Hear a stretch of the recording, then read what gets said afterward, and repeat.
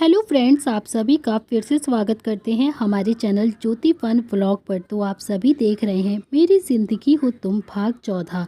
इससे पहले इस कहानी के 13 भाग अपलोड हो चुके हैं चैनल पर। प्लीज़ आप सभी लोग वो भाग ज़रूर पढ़ लीजिएगा। तो आप सब ने अब तक पढ़ा था, कशिश माही से बोलती है कि मेरे पास यहाँ पर फैमिली नहीं है सिवाय एक माँ के, जो अभी भी हॉस्पिटल में है। और आप सबको देखकर मुझे महसूस हुआ कि अब शायद मुझे भी फैमिली की कोई ज़रूरत नहीं है। कशिश के दिल में काफ़ी ज़्यादा दर्द माही को दिखाई दे रहा था, जिस तकलीफ़ से वो बोल रही थी। अब देखते हैं आगे। ये सुनकर माही मुस्कुरा देती है और प्रिंस को लेकर कमरे में चली गई। कुछ देर में उसने प्रिंस को गहरी नींद में सुला दिया और उसे सुलाने के बाद उसने गहरी सांस लेकर खुद से कहा, मुझे अब ये सोचना होगा कि कैसे मैं मलंग से दूर रह सकती हूँ। लेकिन अब मुझे अतुल अग्निहोत्री को प्रिंस के बारे में बताना ही होगा, क्योंकि इसके ऑपरेशन की डेट बहुत ही जल्द नज़दीक आ रही है। और अगर अब अतुल अग्निहोत्री को उसके बारे में नहीं पता चलेगा तो प्रिंस को खतरा हो सकता है। काश आज दी और अतुल अग्निहोत्री का आमना सामना हो गया हो, इससे आगे के लिए बहुत ही अच्छा होगा। ये सोचते हुए वो वॉशरूम की तरफ बढ़ गई।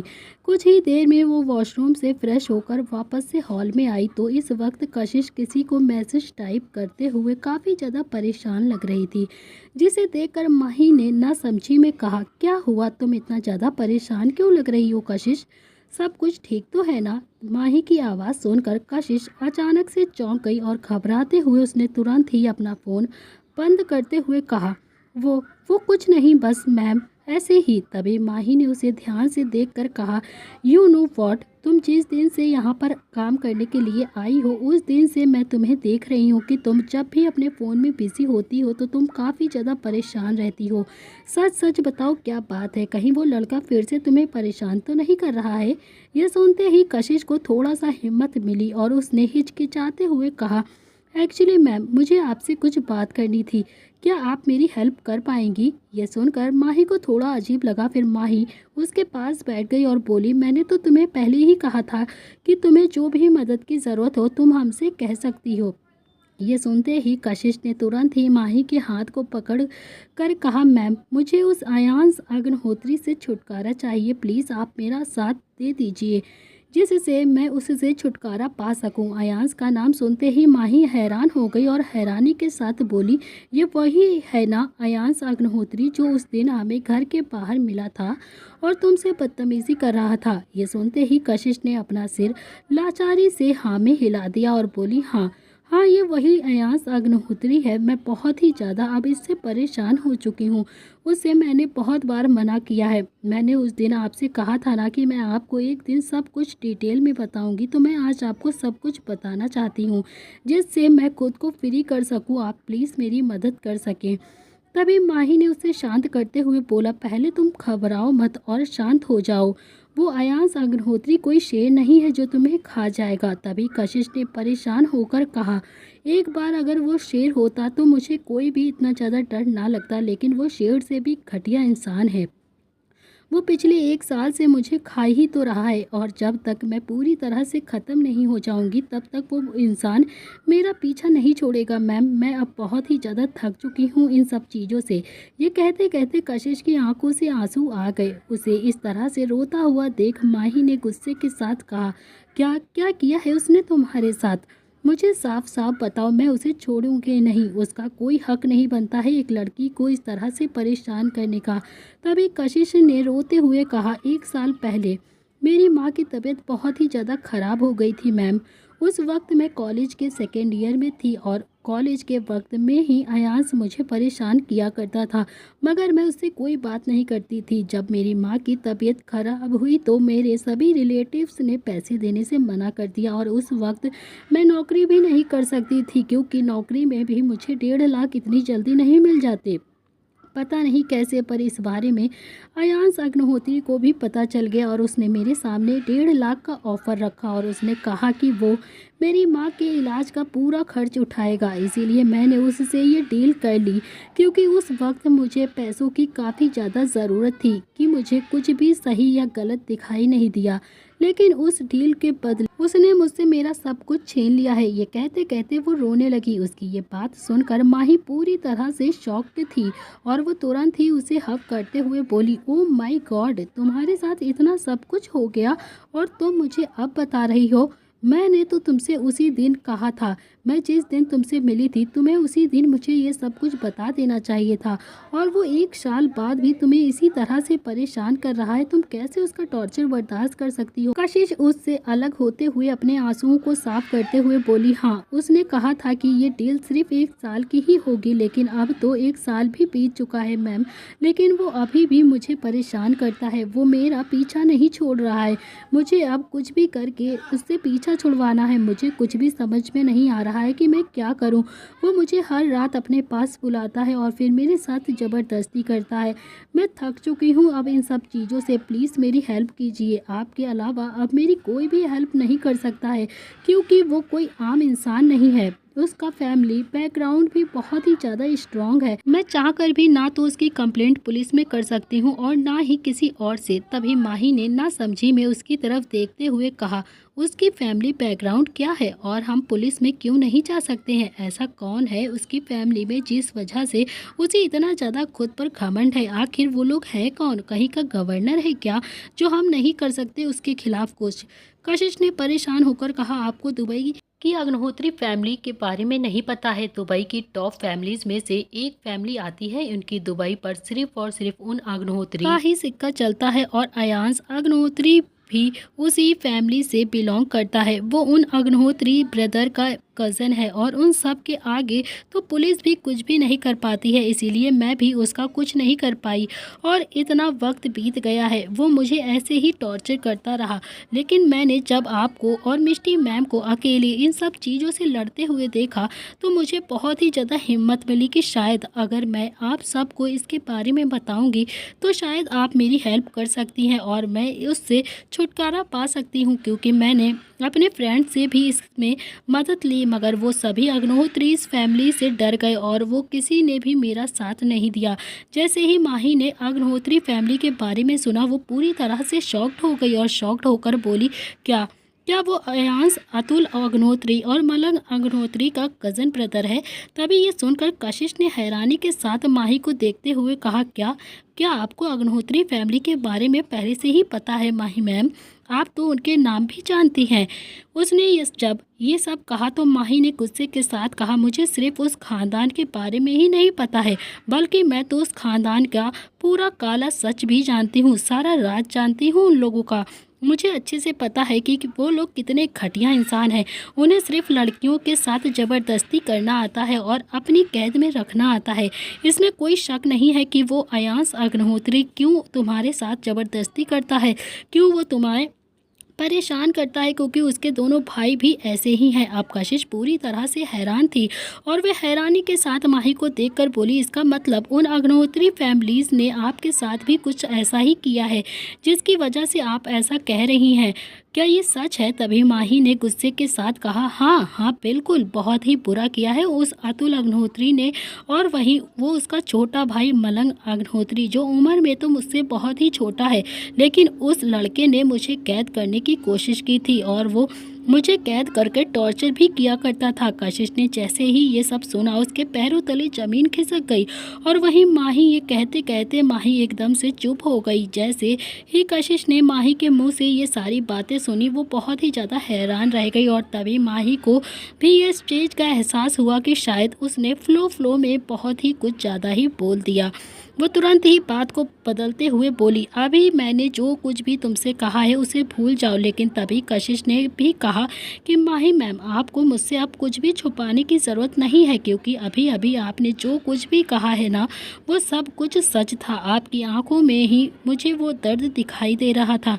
ये सब सुनकर माही ने अब अपना चेहरा नीचे की तरफ झुका लिया और उसने गहरी सांस लेकर बोला कि देखो, मैं तुम पर बहुत ही ज़्यादा यकीन कर रही हूँ, इसीलिए मैं तुमसे अब ये बातें सारी बता रही हूँ। तुम प्रॉमिस करो कि तुम हमारे पर्सनल बातें कभी किसी से शेयर नहीं करोगी। ये सुनकर कशिश ने तुरंत ही माही के हाथ को पकड़कर कहा, आई प्रॉमिस, मैं कभी भी हमारे बीच की कोई भी बातें किसी दूसरे से शेयर नहीं करूँगी। लेकिन अब आप मुझे आराम से सब कुछ डिटेल्स में बता सकती हैं। ये सुनकर अब माही को भी कुछ रिलैक्स महसूस हुआ और उसने गहरी सांस लेकर कहा, एक्चुअली में ये बात 5 साल पुरानी है। 5 साल पहले मेरी मुलाकात उस खानदान के छोटे बेटे मलंग अग्निहोत्री से हुई थी। उस वक्त मेरा करियर मेरे पीक पर था। मैं बहुत ही अच्छी हीरोइन थी, मैं एक सुपरस्टार थी। जब वो लड़का मेरी ज़िंदगी में आया था, मुझे उससे प्यार हो गया और मैंने उसके साथ लिविंग रिलेशंस बिताने का फैसला कर लिया था।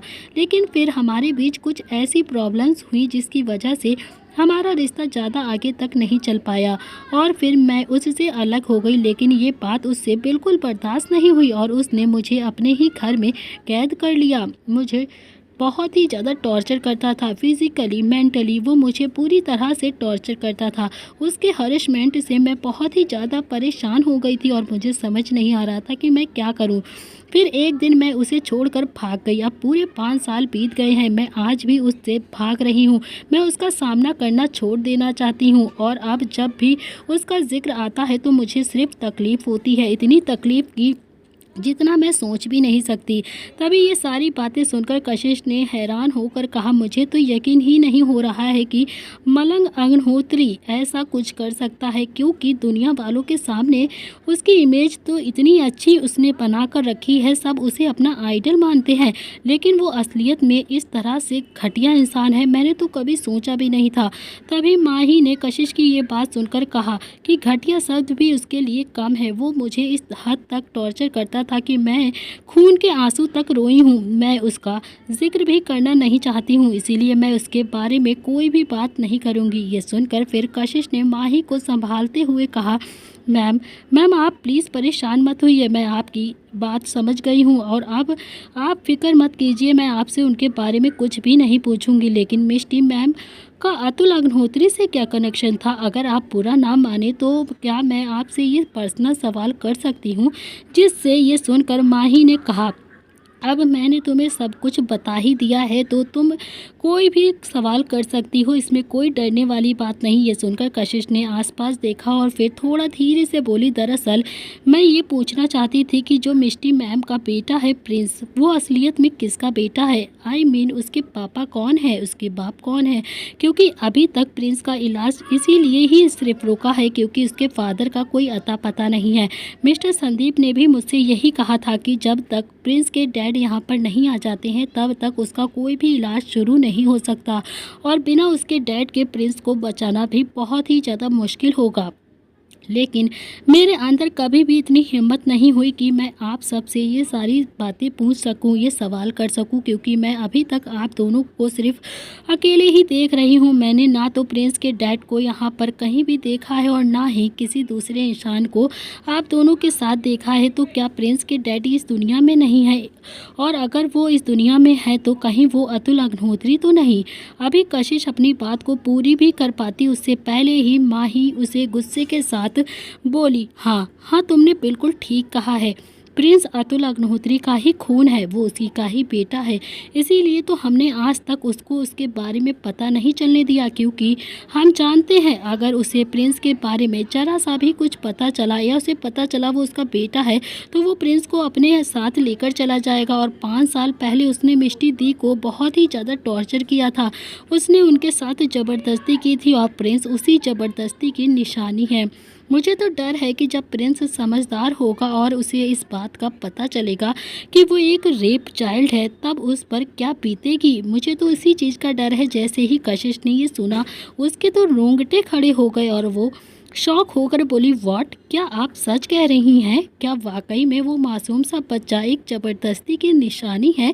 माही ने भी बहुत इमोशनल होते हुए कहा कि हाँ, मेरी मिष्टी दी ने उस अतुल अग्निहोत्री का बहुत सारा टॉर्चर सहा है और आखिर में जब उन दोनों के बीच सब कुछ ठीक हुआ तो उस अतुल अग्निहोत्री ने मिष्टी दी को धोखा दे दिया और वो भी किसी लड़की के साथ मिलकर। मेरी मिष्टी दी उस वक्त बहुत ही ज़्यादा टूट चुकी थी, उन्हें कुछ भी समझ में नहीं आ रहा था। उस दिन उनकी शादी होने वाली थी, लेकिन उसी दिन उन्हें पता चला कि उस अतुल अग्निहोत्री का ऑलरेडी किसी लड़की के साथ अफेयर चल रहा है। इसीलिए वो उसे छोड़कर मेरे साथ दुबई से दूर चली आई और जब वो दुबई से चली गई तो उन्हें रास्ते में ही ये चीज़ पता चली कि वो प्रेग्नेंट थी। और मैंने तो यहाँ तक कहा था कि वो उस घटिया इंसान के बच्चे को भी जन्म ना दें, लेकिन वो उस बच्चे को इतना ज़्यादा प्यार करने लगी थी, ना जाने उनके दिल में कैसी ममता आ गई थी कि उन्होंने उस बच्चे को जन्म दिया। और फिर प्रिंस हमारी ज़िंदगी में आया, लेकिन जब से प्रिंस हमारी ज़िंदगी में आया है हमारी ज़िंदगी पूरी तरह से बदल गई है। अब हम प्रिंस के बिना एक मिनट भी नहीं रह सकते हैं, इसीलिए अब हम ज़िंदगी भर प्रिंस के साथ ही रहेंगे। हमने ये सोच लिया है, हम कभी भी शादी नहीं करेंगे और इसीलिए हम कोई दूसरा रास्ता ढूंढ रहे हैं प्रिंस के इलाज के लिए, जो कि अतुल अग्निहोत्री से ना जुड़ा हुआ हो। क्योंकि अगर अतुल अग्निहोत्री को पता चलेगा प्रिंस के बारे में तो वो ज़रूर उसे हमसे अलग कर देगा। ये सारी बातें सुनकर कशिश ने थोड़ा उदासी के साथ कहा, माफ़ कर दीजिए मैडम, मगर मैं आपसे कहना तो नहीं चाहती मुझे, लेकिन ये कहते हुए काफ़ी ज़्यादा परेशानी हो रही है कि बिना प्रिंस के डैड के उसका इलाज हो पाना बहुत ही ज़्यादा मुश्किल है, उसका इलाज नहीं हो सकता है। ये सुनते ही माही के हाथों की मुट्ठियाँ बंद हो गईं और उसने अपना सिर हिलाते हुए कहा, हाँ हाँ, मुझे पता है इसके बारे में। ऑलरेडी मिस्टर संदीप ने मुझे बता रखा है। मैं जानती हूँ कि डॉक्टर संदीप ने बात यह पहले ही क्लियर कर दिया था कि जब तक प्रिंस के डैड यहाँ पर नहीं आएंगे तब तक उसका इलाज नहीं हो सकता है। इसीलिए तो अब मैंने फैसला कर लिया है कि मैं अभी हिम्मत से काम करूंगी, क्योंकि डर कर जीने से कुछ भी हासिल नहीं होगा। और अब मैं उस अतुल अग्निहोत्री और मलंग अग्निहोत्री दोनों भाइयों का खुलकर सामना करूंगी, फिर चाहे मुझे कुछ भी करना पड़े, और अपने प्रिंस को पूरी तरह से ठीक करूंगी, क्योंकि मैं प्रिंस के बिना अब एक पल भी नहीं रह सकती हूँ। फिर इसके लिए हमें चाहे कितना भी लड़ाई क्यों ना करना पड़े, हम लड़ेंगे। ये सुनकर कशिश ने भी थोड़ा मुस्कुरा कर कहा, मुझे बहुत ही ज़्यादा खुशी हो रही है कि मैं आप दोनों के लिए काम कर रही हूँ, क्योंकि आप दोनों पहले से ही बहुत ही ज़्यादा स्ट्रांग हैं मैम। जिस तरह से अतीत में आप दोनों के साथ इतना कुछ हुआ है, कोई भी लड़की खुद को वापस से खड़ा नहीं कर पाती। मैं खुद भी ऐसा नहीं कर सकती थी शायद, जबकि अयांश अग्निहोत्री ने मेरे साथ वही ज़बरदस्ती कर रहा है जो कि आप दोनों के साथ हुई है। मैं तो पूरी तरह से हार चुकी हूँ, लेकिन मैं आपसे मदद ले रही हूँ। वहीं आप और मिष्टी मैम ने तो कभी भी किसी से मदद नहीं ली, तो सोचिए आप कितना ज़्यादा पावरफुल है। मुझे आज आप दोनों पर बहुत ही ज़्यादा गर्व महसूस हो रहा है। थैंक यू सो मच, मुझे आपने अपने साथ काम करने का मौका दिया। ये सारी बातें सुनकर माही मुस्कुरा दी और बोली, तुम्हें इतना ज़्यादा हमें थैंक यू बोलने की ज़रूरत नहीं है, बल्कि तुम हमें हमारी फैमिली जैसी ही लगी, इसीलिए हमें एहसास हुआ कि हम तुम्हारी मदद कर सकते हैं। और अब तुम फिक्र बिल्कुल भी मत करो, उस अयांश अग्निहोत्री को तो अब मैं अच्छे से सबक सिखाऊंगी। मैं उसे बताऊंगी कि लड़कियों की इज्जत कैसे की जाती है। ये सुनकर कशिश ने अपना सिर हिला दिया और फिर तभी डोर बेल बजने की आवाज़ आई। माही ने कहा, लगता है कि शायद मस्ती दी वापस आ गई। यह कहते हुए वे गेट की तरफ बढ़ गई। उसने दरवाज़ा खोला तो इस वक्त मिष्टी काफ़ी ज़्यादा खराब हालत में खड़ी हुई थी। वो बारिश में पूरी तरह से भीग चुकी थी। मिष्टी को इस हालत में देखकर माही ने तुरंत ही हड़बड़ी के साथ बोला, दी आपको बारिश में आने की क्या ज़रूरत थी, आपने क्या हालत बना रखी है अपनी, देखिए आप कितना ज़्यादा भीग गई हैं। तभी वहीं मिष्टी अंदर की तरफ आते हुए बोली, अचानक से बारिश शुरू हो गई थी और मेरे पास तो अम्ब्रेला भी नहीं था, इसीलिए मैं खुद को संभाल नहीं पाई। ये कहते हुए वे सीधा कमरे की तरफ जाने लगी, लेकिन तभी माही को कुछ भी समझ में नहीं आया कि आखिर कुछ तो गड़बड़ दिखाई दे रही है, और उसने मिष्टी को रोकते हुए कहा, क्या सब कुछ ठीक है। ये सुनकर मिष्टी के कदम अपने आप ही रुक गए और वह थोड़ा हैरान होते हुए उसने अपनी नज़रें चुराते हुए कहा, क्यों क्यों तुम ऐसे सवाल क्यों कर रही हो माही, कुछ हुआ है क्या। इसके जवाब में माही ध्यान से मिष्टी को देखकर बोली, मुझे ऐसा क्यों लग रहा है दी कि जैसे कुछ तो ठीक नहीं है, सच सच बताइए कुछ हुआ है क्या आज आपके साथ। ये सुनते ही मिष्टी के भाव पूरे बदल गए। उसने तुरंत ही कहा कि नहीं, तुम गलत सोच रही हो, मुझे ऐसा कुछ भी नहीं हुआ है, मैं तो बिल्कुल ठीक हूँ। मैं तो आज अपने क्लाइंट से मिलने गई थी और मेरा काम भी अच्छे से कंप्लीट हो गया है। अब हम कल हॉस्पिटल चलकर प्रिंस के इलाज के बारे में डॉक्टर से बात भी कर सकते हैं। ये कहकर वो जाने लगी, लेकिन तभी कशिश ने कहा कि मैम, मैं आपके लिए गर्मा गर्म अदरक की चाय बनाती हूँ, जिससे आपको बिल्कुल भी जुकाम नहीं होगा और आपकी ठंड भी छूट जाएगी। ये कहकर वो सीधा किचन की तरफ बढ़ गई, तो वहीं उसके जाने के बाद माही मिष्टी की तरफ आई और उसे बीच में ही रोकते हुए बोली, मुझे ऐसा क्यों लग रहा है दी, जैसे सब कुछ ठीक नहीं है और कुछ तो हुआ है जो आप हमसे बता नहीं रही हैं। आप मुझसे कुछ छुपा रही हैं। ये सुनकर मिष्टी ने थोड़ा सा चिढ़कर कहा, माही, तुम्हें क्या हुआ है? तुम इस तरह से क्यों बिहेव कर रही हो? मैंने कहा ना कि सब कुछ ठीक है, तो फिर तुम ऐसे सवाल क्यों कर रही हो? मैं अपना काम करके जल्दबाजी के साथ वापस आ गई हूँ। लेकिन तभी आखिर में माही ने थोड़ा सा चिढ़कर कहा, नहीं दी, आप हमसे ज़रूर कुछ तो छुपा रही हैं जो आप मुझे नहीं बताना चाहती, और कहीं वो बात उस अतुल अग्निहोत्री से तो नहीं जुड़ी हुई है। मिष्टी का चेहरा पूरा सफ़ेद पड़ गया और थोड़ा सा घबराते हुए वो माही को ध्यान से देखने लगी। जैसे ही मिष्टी ने माही की ये बात सुनी, वो हैरान हो गई और हैरानी के साथ बोली, ये तुम क्या कह रही हो? इसके जवाब में माही ने कहा, दी, मुझे पता चल चुका है कि आज आपकी मुलाकात किसी क्लाइंट से नहीं हुई है, बल्कि उस अतुल अग्निहोत्री से हुई थी। ये सुनकर मिष्टी ने अपनी नज़रें थोड़ा सा चुराते हुए बोला, नहीं, ऐसी कोई बात नहीं है, तुम गलत समझ रही हो माही। इसके जवाब में माही ने भी मिष्टी को उसके कंधे से पकड़ते हुए कहा, आपको क्या लगता है आप मुझसे झूठ बोलेंगी और मैं सुनती रहूंगी? मुझे पता चल चुका है कि आज होटल में जब आप गए थे तो आपकी मुलाकात उस अतुल अग्निहोत्री से ही हुई थी और कोई भी क्लाइंट वहां पर नहीं था। माही ने जैसे ही ये बात कही, मिष्टी बिल्कुल चुप हो गई। तभी माही ने वापस से मिष्टी को कंधे से पकड़कर कहा, दी, दी, आप किस भूल में हैं? ये आप मुझसे क्यों छुपा रही हैं? आप मुझे क्यों सच नहीं बता देती कि जब आपकी मुलाकात उससे हुई है तो आपको बताना चाहिए ना। तो उसने क्या किया है आपके साथ? कहीं उसने आपको तकलीफ़ पहुंचाने की कोशिश तो नहीं की है ना? या फिर कहीं उसने आपको धमकी तो नहीं दिया है या फिर ब्लैकमेल कर रहा हो? देखिए, अगर ऐसा कुछ है ना तो प्लीज़ प्लीज़ आप मुझे ये सब कुछ बता दीजिए। प्लीज़ आप मुझे पिछली बार की तरह कुछ भी मत छुपाइएगा, क्योंकि लास्ट टाइम आपने जो किया था उसकी सज़ा आज भी हम भुगत रहे हैं। अगर आपने पहले ही मुझे बता दिया होता उसके बारे में, तो आज ऐसा कुछ भी ना हुआ होता। प्लीज़ दी, आप मुझे सारा सच बताइए अभी के अभी, आखिर उसने क्या किया है आपके साथ? तभी माही को शांत करते हुए मिष्टी ने कहा, माही, पहले तुम थोड़ा सा शांत हो जाओ। तुम्हें ऐसा क्यों लगता है कि पहले की तरह अब कुछ होगा?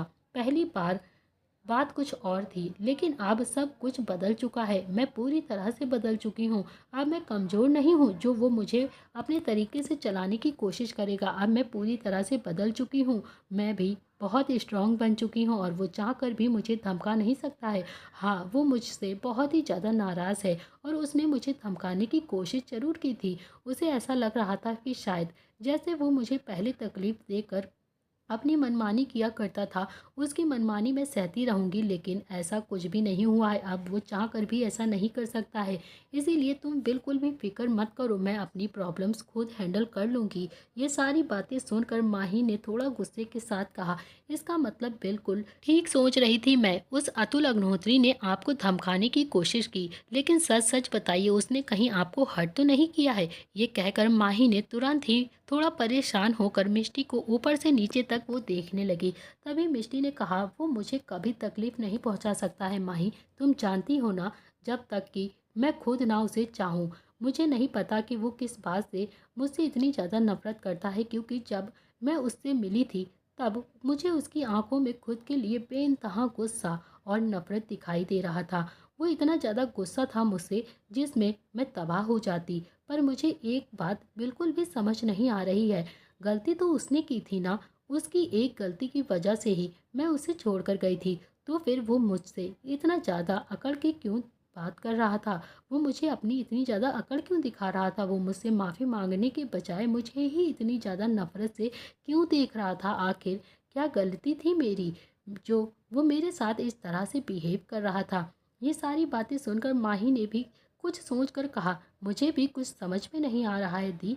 कि आखिर उसके दिमाग में चल क्या रहा है। आखिर अतुल अग्निहोत्री ने ऐसा क्यों किया। मुझे नहीं लगता कि उसे नाराज़ होना चाहिए, और अगर वो नाराज़ हो भी रहा है तो शायद इस बात से क्योंकि आप उसे शादी के दिन छोड़कर चली गई थी बिना बताए। इसके जवाब में मिष्टी ने गुस्से के साथ कहा, जो मैं शादी के दिन उसे छोड़कर गई थी इसमें भी उसकी ही गलती थी। उसकी वजह से ही मैं गई थी। अगर उसने मुझे धोखा न दिया होता तो मैं कभी भी उसे छोड़कर ना चाहती। उसने मुझे क्यों धोखा दिया। ये सुनकर माही भी अब कुछ सोच में पड़ गई और बोली, आप तो बिल्कुल ठीक कह रही हैं दी, मगर फिर ऐसी क्या वजह हो सकती है। उसने आपको धोखा दिया तो आप नाराज़ हो सकती हैं उससे, ना कि वो आपसे। लेकिन अगर वो नाराज़ है तो हमें इससे कोई भी फ़र्क भी नहीं पड़ना चाहिए। हमें इस वक्त सिर्फ प्रिंस के बारे में सोचना चाहिए और प्रिंस के इलाज के बारे में सोचना चाहिए। तो आपने क्या प्लान किया है अब आगे के लिए। आप कैसे इस पर काम करेंगी, और क्या आपने प्रिंस के बारे में उस अतुल अग्निहोत्री से बता दिया है। ये सुनते ही अब मिष्टी के एक्सप्रेशंस पूरे बदल गए और उसने थोड़ा घबराते हुए बोला, नहीं नहीं, मैंने अभी तक मिस्टर अग्निहोत्री से प्रिंस के बारे में कुछ भी नहीं बताया है, और ना ही मैं उसे कभी कुछ बताऊंगी। मुझे कहीं ना कहीं डर लग रहा है, कहीं अगर मैं उसके बारे में उसे कुछ भी बताऊंगी तो उनको बताया तो वो मेरे प्रिंस को मुझसे छीन कर ले जाएंगे। ये सुनकर माही ने उसे समझाते हुए कहा, ऐसी कोई बात नहीं है दी, ऐसा कुछ भी नहीं होगा जैसा आप सोच रही हैं। हमारा प्रिंस हमसे कभी दूर नहीं जाएगा। लेकिन क्या पता अगर अतुल को प्रिंस के बारे में पता चले और उसकी बीमारी के बारे में पता चले तो शायद वो हमारी हेल्प करे।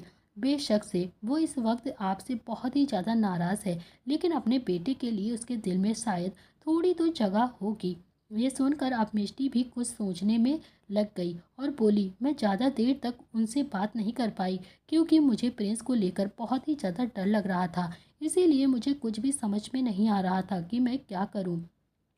अब मैं आगे क्या करूं। तभी ये सुनकर माही ने कहा, आपको कुछ भी करने की ज़रूरत नहीं है। अब जो भी होगा वो मैं करूंगी। आप कुछ भी नहीं करेंगी। इस बार मैं अकेले अतुल अग्निहोत्री से मिलने जाऊंगी और उससे मिलूंगी और उसे प्रिंस के बारे में सारी चीज़ें बताऊंगी।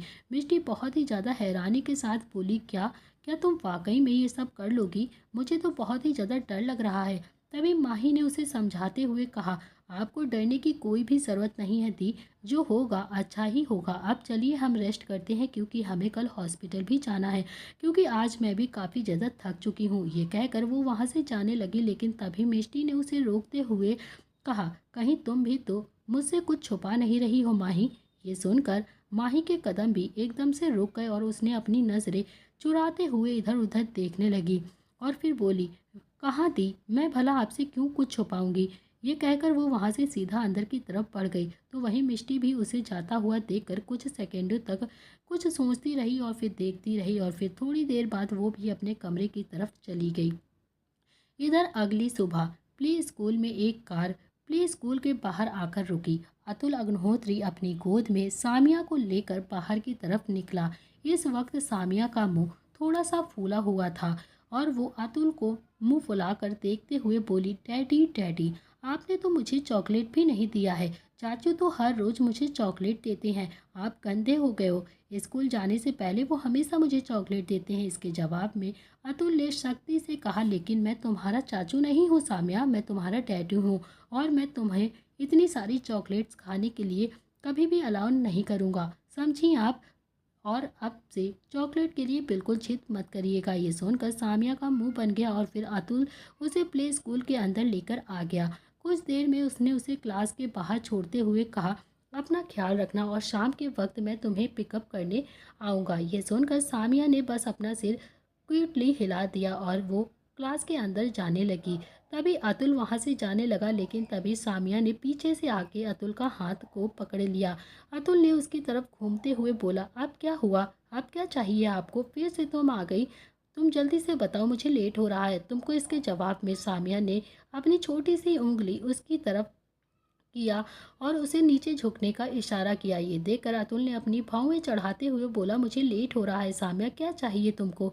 ये कहते हुए वो नीचे झुका और फिर तभी सामिया ने जल्दबाजी के साथ उसके गाल पर एक किस कर दिया और खिलखिलाकर हंसते हुए वे क्लास में चली गई। उसके इस रिएक्शन को देखकर अतुल के चेहरे पर एक हल्की सी स्माइल आ गई और उसने अपने गाल को हल्के से टच किया और मुस्कुरा के अपनी आंखें बंद किया, लेकिन आंखें बंद करते ही मिष्टी का चेहरा अतुल की आंखों के सामने आ गया और दूसरे ही पल उसने झट से अपनी आंखें खोली। इस वक्त उसका चेहरा पूरा डार्क हो चुका था, लाल पड़ चुका था। उसने जल्दी से दांत पीसते हुए कहा, जब भी मैं अपनी बेटी के करीब जाने की कोशिश करता हूँ ना, तब तब तुम मेरी नज़रों के सामने आ जाती हो। ना तो मैं अपनी बेटी को पूरी तरीके से एक बाप का प्यार दे पा रहा हूँ और ना ही मैं तुम्हें सबक सिखा पा रहा हूँ। लेकिन अब ऐसा नहीं होगा, बिल्कुल भी नहीं होगा। अब तुम मेरे सामने आ चुकी हो। अब मैं तुम्हें इस कदर से तड़पाऊंगा कि तुमने सोचा भी नहीं होगा। तिल तिल मरोगी तुम। ये कहते हुए वो गुस्से से वहाँ से बाहर की तरफ निकल गया। इधर दूसरी तरफ अपार्टमेंट में इस वक्त प्रिंस, जो टेबल पर खड़ा हुआ था और बहुत ही ज़्यादा क्यूट लग रहा था, तभी मिष्टी उसके कॉलर को ठीक करते हुए बोली माही से, माही तुमने कौन से प्ले स्कूल में इसका एडमिशन करवाया है? आज तुम बिजी हो तो मैं सोच रही हूँ मैं ही इसे ड्रॉप करने जाऊँगी। माही, जो इस वक्त कुछ फाइल्स पढ़ रही थी, उसके जवाब में उसने बोला कि दे, हमारे अपार्टमेंट से कुछ ही दूरी पर एक प्ले स्कूल है। एक्चुअली वो काफ़ी ज़्यादा फेमस प्ले स्कूल है और मैं नहीं चाहती थी कि मेरा प्रिंस कोई भी मामूली से प्ले स्कूल में जाए, इसीलिए मैंने उसी में उसका एडमिशन करवा दिया है। आप बाहर टैक्सी के पास जाएंगी, किसी से भी पूछेंगी तो वहाँ का रास्ता आपको आसानी से पता चल जाएगा। ये सुनकर मिष्टी मुस्कुरा दी और फिर प्रिंस को लेकर अपनी गोद में उठा लिया उसने। तभी प्रिंस माही को देखते हुए बोला, मासी मासी, आज तो आपने मुझे चॉकलेट भी नहीं दिया है, मैं कैसे जाऊंगा प्ले स्कूल? चॉकलेट का नाम सुनकर मिष्टी ये सुनते ही प्रिंस से बोली, अब आपको कोई भी चॉकलेट नहीं मिलेगी। ऑलरेडी आपके छोटे छोटे से दांतों में काफ़ी ज़्यादा कैविटीज़ हो गई है। अब मैं आपको बिल्कुल भी चॉकलेट नहीं खाने दूंगी, समझे आप? ये सुनते ही प्रिंस का थोड़ा सा मुंह बन गया और वो मुंह फुलाकर माही को देखने लगा। तभी माही मुस्कुराकर बोली, सॉरी, पर आपकी मॉम के आगे तो अब मैं भी कुछ नहीं बोल सकती हूँ बेटा, लेकिन हाँ, प्रॉमिस, मैं नेक्स्ट टाइम आपको ज़रूर दूंगी। ये सुनकर फिर प्रिंस ने अपना सिर हिला दिया और मिष्टी उसे लेकर प्ले स्कूल के लिए निकल गई। कुछ ही देर में एक बड़ी सी प्ले स्कूल के बाहर एक टैक्सी आकर रुकी, जिसमें से मिष्टी प्रिंस को लेकर बाहर की तरफ निकली और उस प्ले स्कूल के अंदर उसे लेकर जाने लगी। और तभी अचानक से उसका दिल बेचैन होने लगा। उसने आसपास देखकर कहा, अभी तक तो सब कुछ ठीक था, कुछ भी नहीं हो रहा था, फिर अचानक से मुझे ऐसा क्यों महसूस होने लगा है?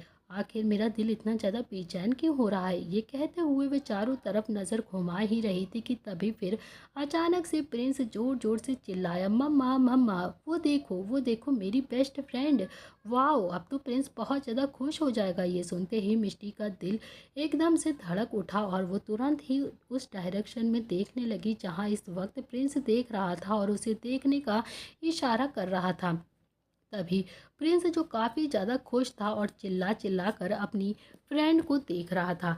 दोस्तों, इसी के साथ इस कहानी का यह अध्याय यहाँ पर समाप्त होता है। तो कौन है प्रिंस का फ्रेंड? क्या वो फ्रेंड सामिया तो नहीं है? तो देखते हैं फ्रेंड्स, अब कहानी में कौन सा ट्विस्ट आने वाला है।